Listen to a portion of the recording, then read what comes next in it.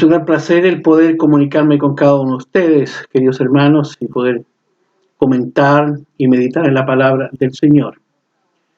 Quiero leer en Mateo capítulo 6, un versículo muy conocido, que es el versículo 33 de este capítulo, en que fundamentalmente el Señor está hablando sobre la ansiedad y la preocupación por las cosas de este mundo. Dice aquí Mateo 6:33, más buscad primeramente el reino de Dios y su justicia, y todas estas cosas os serán añadidas. Buscando lo mejor para la vida. En este versículo escogido, quiero meditar como parte del Sermón del Monte, en cuyo capítulo 5 se nos enseña sobre el modo de ser interior del creyente. Se habla de la vida espiritual interna. Y en este capítulo 6, que he escogido, se nos enseña cómo debe mostrarse esta realidad espiritual interna, y es a través de la vida y la conducta externa, que es aquello, ¿cierto?, que ven aquellos que no son cristianos de nosotros. Se nos enseña que nuestro estilo de vida debe estar orientado por los intereses celestiales y que no debemos ser sometidos por una vida de ansiedad, de preocupación incontrolable por aquello que es necesario terrenalmente. Se nos enseña que no debemos inquietarnos por el futuro, sino aprender a confiar en Dios y a tenerle a Él y su reino como la prioridad de nuestra vida. No olvidemos que fuimos hechos para glorificar al Señor. Fuimos hechos para su gloria, fuimos hechos para su alabanza y para su servicio. Así que el verdadero orden de nuestras actividades debería ser primero Dios, segundo otros y tercero nosotros.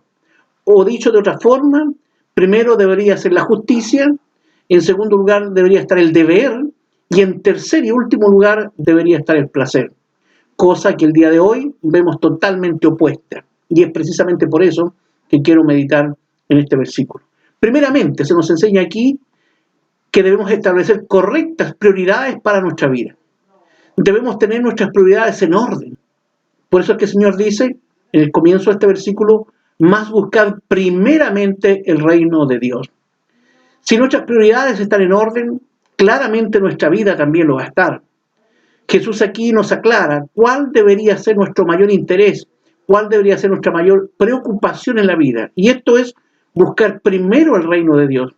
Buscarlo tanto en tiempo como también en interés. Buscar aquí es proseguir activamente y continuamente a algo o a alguien. Es una decisión deliberada de la persona. Es una decisión razonada y buscada todos los días de nuestra vida. En esto debe notarse una marcada diferencia con aquellos que no son hijos del Señor, con aquellos que no han creído en Cristo y que no le conocen como su Salvador personal. Los no cristianos viven solo para el aquí y para la ahora. Viven para lo que este mundo valora y busca, que son solamente las cosas materiales. Como dice Mateo 6, 31 y 32. Dice el Señor, no os congojéis pues diciendo, ¿qué comeremos o qué beberemos o con qué nos cubriremos? Porque la gente del mundo buscan todas estas cosas, que vuestro Padre Celestial sabe que de todas estas cosas habéis menester o las necesitáis. Así que, hermanos, claramente la vida es más que cosas. La vida es más que bienes materiales. Lo primero aquí es buscar al Rey del reino. Porque en el reino celestial, claramente Dios es el Rey. Y no solo el Rey, es el Rey de Reyes. Así que es al Señor a quien debemos buscar activamente y con todo nuestro corazón, como prioridad de nuestra vida. Dios nos llama a que lo busquemos en innumerables lugares en la palabra del Señor. Solo a modo de ejemplo, quiero citar Jeremías 29, 13, que dice, y me buscaréis y hallaréis porque me buscaréis de todo vuestro corazón. O como agrega Santiago también, Santiago 4:8, allegaos a Dios y Él se allegará a vosotros. Así que, hermanos, no busquemos las cosas de este mundo, sino busquemos a Dios intensamente, con responsabilidad, con preocupación. Ahora, ¿qué significa aquí buscar primero? Es buscar con diligencia, es buscar con afán y con intensidad de nuestro corazón. Es hacer del Señor el objetivo y razón de nuestra vida como cristianos. Es interesarnos en conocerle mejor cada día, en pensar más intensamente en Él, procurando una mejor y más profunda relación con Él. Es darle a Dios los primeros momentos del día. Es darle al Señor, ¿cierto?, el primer día de la semana, lo primero de nuestras capacidades, darle al Señor la parte de nuestros recursos que le corresponden, porque el Señor quiere ser el Rey y quiere tener el trono de nuestro corazón, lo más importante en nuestra vida. Después de buscar al Rey, somos llamados a buscar su reino. Y aquí reino literalmente es gobernar o reinar. Así que buscar el reino de Dios es buscar su gobierno sobre nuestra vida. Y al buscar su reino estamos buscando por lo menos 3 cosas que son esenciales y fundamentales en la vida del cristiano. Primero, estamos buscando la gloria del reino, en que cada parte de nuestra vida, en cada momento, en cada esfuerzo y cada acción de nuestro cuerpo deben ser entregados para la gloria de Dios. Buscar su reino también es buscar el consejo de nuestro Dios, el consejo del Rey, estando dispuestos a hacer lo que nuestro Dios quiere, lo que Él quiere que hagamos. Cada día deberíamos preguntar lo mismo que preguntó hace tanto tiempo el apóstol Pablo al Señor, allí en su propia conversión. Cuando él dice, Señor, ¿qué quieres que haga? Esa debería ser la actitud de todo cristiano. Y también, hermanos, buscar su reino es buscar, ¿cierto?, el gobierno de nuestro Rey, de nuestro Señor. Así que debemos desearlo, deberíamos someternos a su control y a su gobierno voluntariamente. Y su gobierno no es tiránico, es un gobierno misericordioso, es un gobierno maravilloso, que todos deberíamos buscar con todo nuestro corazón. En segunda instancia, quiero también referirme a que no solo debemos tener las prioridades organizadas, sino que además debemos conducirnos en pureza y con una rectitud personal. Así que además de buscar entonces su justicia, no solo debemos buscar el control de Dios sobre nosotros, sino que además debemos reproducir el carácter justo de Dios dentro de nosotros mismos, por la obra de su Espíritu, tanto interiormente como exteriormente. Aquí la justicia de la cual está hablando el Señor no es la justicia imputada, la que nos ha salvado, aquella que Dios, ¿cierto?, ha puesto en nosotros, la justicia de Cristo. Porque sabemos que esta justicia no está en nosotros, es del Señor. Lo que está hablando aquí es de la justicia practicada. Está hablando de nuestro modo de vida santificado. Está hablando de una vida controlada por el Espíritu Santo, dando los frutos y evidencias de ese Espíritu en nosotros. Está hablando aquí, cuando habla de la vida de justicia, es la vida regenerada en acción. Es una vida cristiana genuina. Porque lo que controla nuestra vida interior se ve en nuestros actos exteriores. Porque como dice el Señor, que por la fe se demuestra, ¿cierto?, la fe por los frutos de nuestra vida. La fe siempre se ve por su fruto. Así que si el reino es primero en nosotros, entonces, hermanos, otros verán ese reino en nuestra propia vida, con aquellos, ¿cierto?, que nos conocen, con aquellos con los cuales nos desenvolvemos cotidianamente. Ahora, ¿cuál debe ser nuestra actitud ante la justicia de Dios? Por lo menos, ¿cierto?, hay algunas cosas que quiero mencionar. Lo primero es que esta justicia deberíamos desearla con todo nuestro corazón. Deberíamos tener un sincero interés por actuar en la gracia de Dios en justicia, como corresponde a todos los hijos de Dios. Tal como el Señor lo dice aquí, en el mismo Sermón del Monte, en Mateo 5:6. Bienaventurados los que tienen hambre y sed de justicia, porque ellos serán hartos, serán saciados. Y en un mundo tan injusto como el que hoy nos toca vivir, hermanos, los cristianos debemos actuar con justicia, marcadamente con justicia. Lo segundo es que además debemos canalizar esta justicia de Dios, es decir, debemos buscar su justicia, no la nuestra. Justicia, por supuesto, que no tenemos. Dios está interesado en lo que quiere hacer a través de nosotros, hacia las demás personas. Así que, hermanos, debemos ser instrumentos de la justicia de Dios en cada lugar donde Dios nos ha puesto.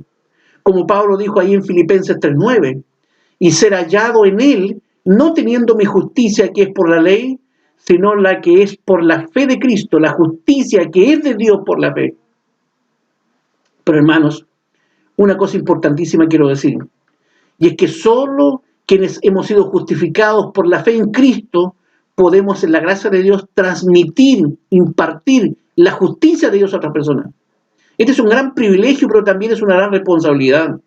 Por eso es que Cristo vino al mundo, como dice Pablo en 2 Corintios 5:21, que al que no conoció pecado, hizo pecado por nosotros, para que nosotros fuésemos hechos justicia de Dios en él. Así que no olvidemos, hermanos, Debemos ser justos en todo, en cada acto de nuestra vida. Y lo cuarto, ¿cómo se manifiesta esta justicia de Dios? En que debemos vivir la justicia en nuestra vida práctica. Debemos vivir con la justicia del reino que representamos. Si somos hijos de un Padre justo y si pertenecemos a un reino de justicia, entonces, hermanos, debemos vivir con una vida justa en todos los aspectos de la vida, y especialmente en un mundo totalmente injusto como el que a usted y a mí nos toca vivir en estos momentos. Lo tercero que quiero mencionar es que además debemos confiar en la provisión prometida de Dios, como lo dice claramente el versículo 33 que estamos estudiando. Es decir, Dios nos promete bendición y seguridad. Si buscamos su reino y su justicia, dice el Señor, todas estas cosas que son legítimas os serán añadidas. Y este os serán significa que no las vamos a añadir nosotros, por el máximo esfuerzo que pongamos. Este os serán añadidas significa que Dios las va a añadir en un acto soberano de gracia, de misericordia y de justicia. Y estas cosas a las cuales se refieren son las cosas que preocupan a la gente, son las cosas, ¿cierto?, legítimas de esta vida. En el versículo 19 de este mismo capítulo habla de las finanzas. No os hagáis tesoros en la tierra, donde la polilla y el orín corrompen y donde ladrones minan y hurtan. O en el versículo 25 nos habla de la comida. No os congojéis por vuestra vida, que habéis de comer o que habéis de beber. O el versículo 27 que nos habla de lo físico. Mas ¿quién de vosotros podrá congojándose añadir a su estatura un codo? Y en el versículo 28 nos habla del vestido. Y por el vestido, ¿por qué os congojáis? Así que Dios promete bendición y seguridad de estas cosas de la vida terrenal y temporal. Y claramente Dios conoce lo que necesitamos, como lo confirma el versículo 32.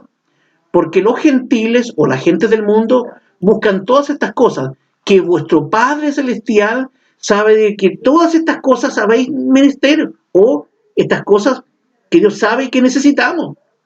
No solo Dios sabe lo que necesitamos, sino que además ha prometido que si buscamos primero su reino y su justicia, Él nos dará todo lo que necesitamos. Y esta es una preciosa verdad del Señor. Ahora, sobre esta verdad hay algunas lecciones importantes que quiero recalcar en esta oportunidad. Primeramente, no todo lo que deseamos lo necesitamos. Así que, hermanos, cuidémonos de no gastar el poco dinero en deseos y no en necesidades. Porque no olvidemos que Dios prometió darnos lo que necesitamos y no lo que deseamos. Segundo, y es que a veces no queremos lo que sí necesitamos. No queremos castigo ni disciplina de Dios, pero sí la necesitamos. No queremos a veces cirugías ni tratamientos médicos, pero sí los necesitamos. Y así un sinnúmero de cosas. Es decir, hay cosas que las necesitamos y no siempre las queremos ni las buscamos. Lo tercero es que Dios no nos da todo lo que queremos. Dios no nos da todo lo que queremos. Y esto es maravilloso, hermanos, aunque parezca contradictorio, porque nuestro Dios sabe que si nos diera todo lo que pidiéramos, probablemente no le estaríamos adorando, no le estaríamos sirviendo, no estaríamos, ¿cierto?, honrando su nombre. Así que una de las mayores bendiciones está en las cosas que Dios no nos da. Y lo cuarto es que Dios siempre nos da lo que sí necesitamos. Y esta es una promesa preciosa. Así que si hay algo que no tenemos en la vida actual, es porque Dios sabe que en este momento usted ni yo la necesitamos. Aquí hay unas palabras citadas por Clemente, Orígenes y Eusebio, escritores de la iglesia del primer siglo, y que son consideradas como palabras de Cristo. Ellos las citan y dicen lo siguiente: pedid grandes cosas y pequeñas cosas se os añadirán. Pedid las celestiales y las terrenales se os añadirán.